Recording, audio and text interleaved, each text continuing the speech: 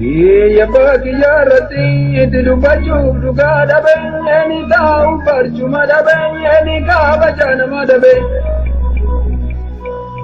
Jiraachuuf jiruu dhabe ni bareeddaan akkasii itti baaranni sakkaatuma ati baaruma baraan taane itti tajaajiltu keessumaa.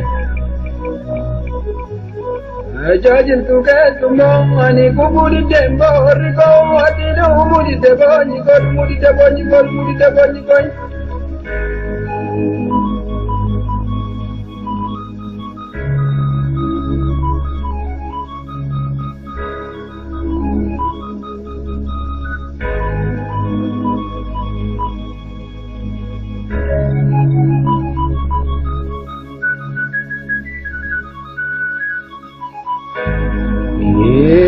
Gerera nanjedu, ti gerari mala garsu, ti dira garanu nafsu, ti dari dana nudugai.